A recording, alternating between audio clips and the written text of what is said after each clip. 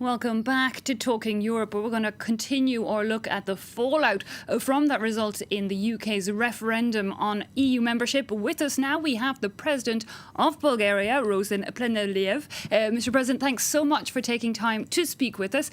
Firstly, when I think of Bulgaria and the UK, I'm reminded that wasn't the UK quite instrumental, really, in getting Bulgaria into the membership of the EU back in 2007? Absolutely, absolutely right.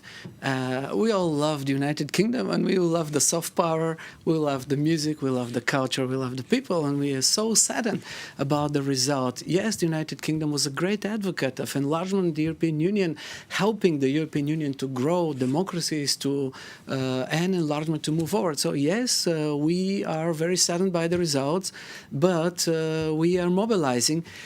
As I would love to say, the European Union is a family. We are a family. And a family in a crisis stands together. And every one of us has to contribute, have to help solving the problems, not deepen the problems. Now, Brexit is a new crisis for us.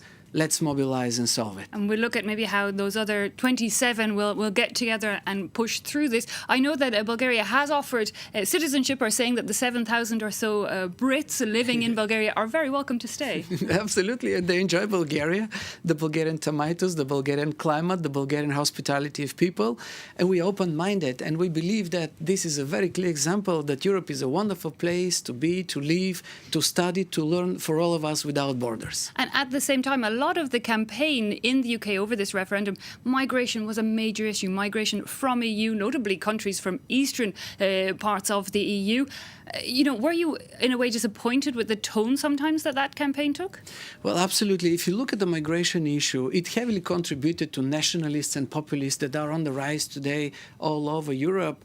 And I have to make a point, and a very clear one. If you look at the nationalists and populists in France, they call themselves patriots, and the others are just globalists. If you look at the nationalists and the populists today, for example, in Spain, that are making elections, they say, we are the hope of people for a change, and the others are just la casta. They are part of the political elite.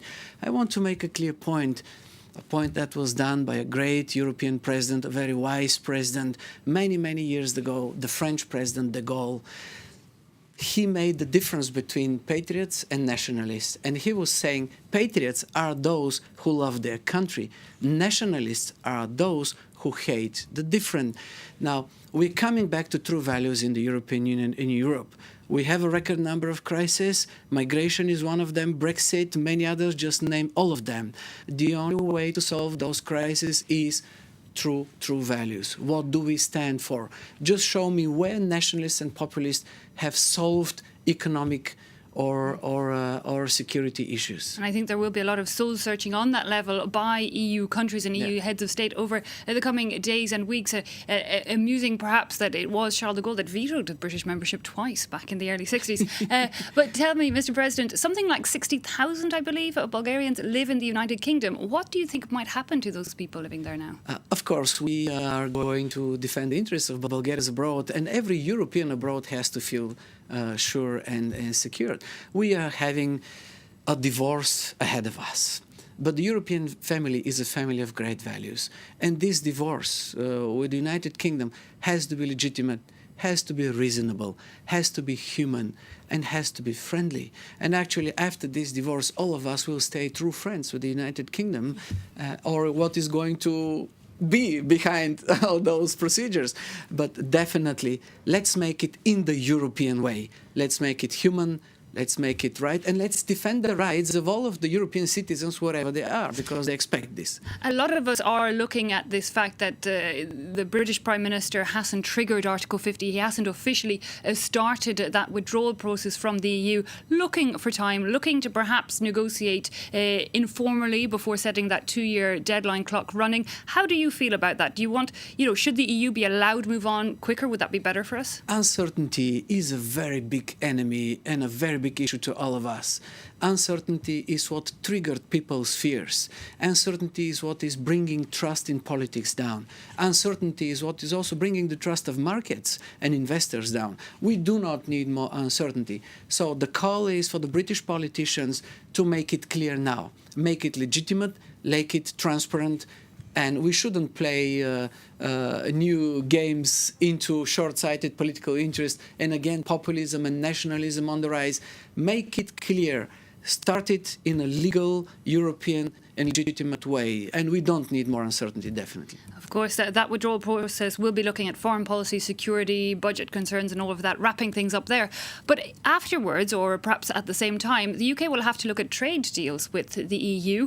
How do you feel that may play out? A lot of the trade deals already in place with non-EU countries, they kind of are given. They're given access to the single market in exchange for that free movement. Is there negotiation room there, or do you think it comes down to that? I think that during the negotiations, we will see the price to be paid for nationalism and populism that bring such decisions to come true. I don't think that it is going to be cheaper. I don't think that it's going to be more efficient for the United Kingdom and the citizens of the United Kingdom if they leave the European Union. And we are really so saddened, and it is so dramatic to all of us. But let's make it very clear. Now, we are coming into an area of negotiations that will take years. And in those years, it hangs from political leaders, both the United Kingdom and the European Union, to make it as transparent, as understandable, as clear as possible to European citizens. And not just play a short-sighted national interest, but what happens between the European Union and the United Kingdom concerns the whole world and is going to make clear how the world is going to address the European Union and United Kingdom for the future.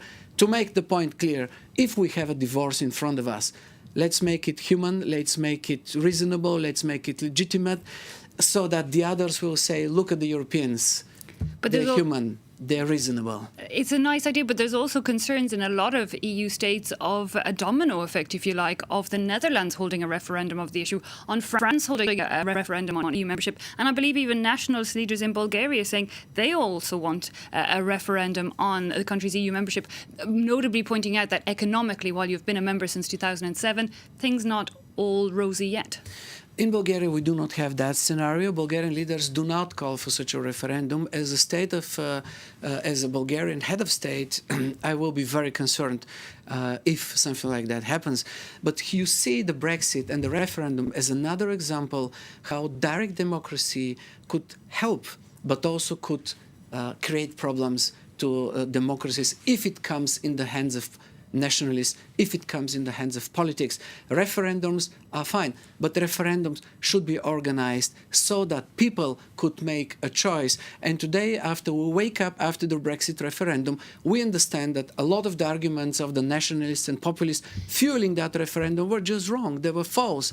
And they're coming out of what they promised the day after.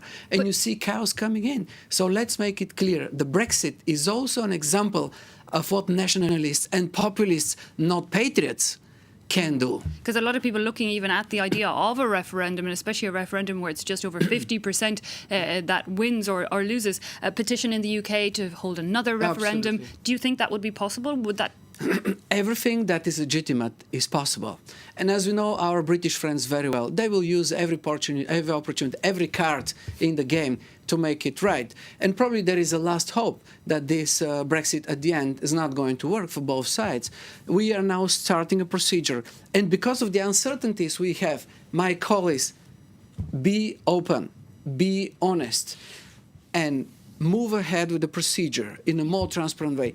And then, if there is a new referendum to be called, if there is a legitimate way based on the decisions of the British politics and people, we will welcome that. We will welcome, and I will be addressing my hope that sooner or later they will come back. On the other hand, you know, the UK very much in the EU because of the economy, access to the single market, had a lot of opt-outs on other levels, was seen as distant to that closer integration, definitely didn't want any closer political integration. In some ways, could the 27 in the EU not be stronger without the UK? The UK was always, in a way, half in, half out. The UK was also raising its concerns about the European Union in many big ways in different times. Yes, we need to stand to this and say that they behaved in a different way. The other 27, my appeal to all of the other member states is, we do have a record number of crises. Just name them. Brexit, Ukrainian crisis, crisis in the Russian, European Union behavior, whatever, migration, terrorists. Let us do not allow for a new and the biggest crisis to emerge, and that is the moral crisis. That is a crisis where we divide and we stand divided. So by the Brexit, we need European unity. By the migration, we need European unity. That's what we've shown we don't have really in the past when it comes to migration or even the euro crisis. But if you look at the migration, for example, there is no other problem. What is the solution that populists and nationalists are bringing on the table? To close France or Hungary as a medieval castle with weapons to shoot again? And it's been allowed at the EU level. Is that the solution? This is not the solution. And the only solution to the migration crisis is the European solution. When people start moving, it's like an earthquake. You cannot stop it, but you can control it. And the way is, how do you control that? So we need to make our borders more safe. We need to address the issues in Syria and Iraq there. And the EU maybe needs to step up on that level, no? Absolutely. We need to make a readmission procedures with Turkey and the others, Libya and the others. And yes, we are working on that. Unfortunately, the decision is coming a bit late. Unfortunately, European leaders are showing uncertainty and lack of unity. And you see nationalists and populists using that, playing with people's fears. And now you have a great country that is out. Part of the problem was that the migration crisis was not solved. So my appeal is, let's look more into how managers, how people from the real economy address and solve crisis. And this is being proactive. Get one crisis and get it solved. Get it in the European way and be proud of that. Because a lot of complaints now, looking at the Remain campaign's bid in the UK, was that they failed to show what the EU has actually done for the United Kingdom. I know the EU's argument is that, well, as a bloc, we can take common positions, notably, for example, sanctions against Russia when it didn't agree with the situation in Ukraine. Bulgaria has often voiced its concern over what it sees as Russia's growing influence. A lot of people were saying that President Vladimir Putin would be celebrating if the UK left. Do you think that's the case? My point is very clear, that today's Russian president works for the European Union to be destabilized. And we see clear signs all over the place. And let's come back to the European Union. What is the European Union all about? As we have to make in the future clear things and simple things and start using our values into explaining to people, because people have the right to fear about what Russia is doing, about Brexit, about migration crisis. So what is the European Union all about? It is a project for peace. It isn't a project for money, and it is not a project just for a common market. And if this is a project for peace, the time has come for all of us to support peace in the European Union. The only way to do so is that we all stand against the Russian aggression in Ukraine, because what we think was unthinkable in the European Union and Europe after the Second World War happened. We have seen aggression, we have seen occupation, and we have seen an independent state that has been attacked and part of its story occupied. Again, the solution on the problem with Russia is just the common European and NATO solution. It seems this common solution is where the EU has been failing so far. But those sanctions against Russia were due to be renewed in July. Is that going to go ahead? Well, the sanctions work. And based on my opinion and the opinion of the Bulgarian government, Bulgaria will support for the sanctions against Russia until Russia comes back with a clear solution on Ukraine and the crisis in eastern Ukraine and Crimea. And we need to show character. We need to show that we are proactive, willing to solve the crisis, not just registering them. And willing perhaps to work together as 27, as it is now.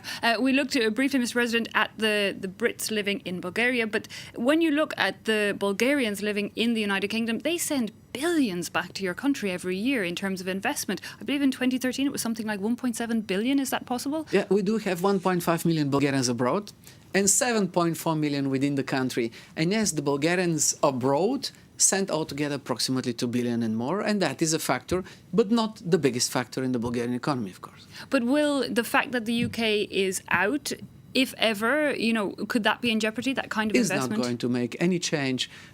We are going to have a clear negotiations with the United Kingdom. We're going to settle all the issues. I will say very clearly that whatever happens with this divorce procedure could be reversed, could be brought to an end. It has to be human, working, legitimate, and it has to defend the interests of everyone, including the Bulgarian citizens in the United Kingdom. Okay, Mr. President, Mr. Rossen Plevneliev, thank you so much for taking time out to join us and talk to us here on Talking Europe. I thank you very much for giving me that opportunity. That brings us to the end of this show. See you again next time.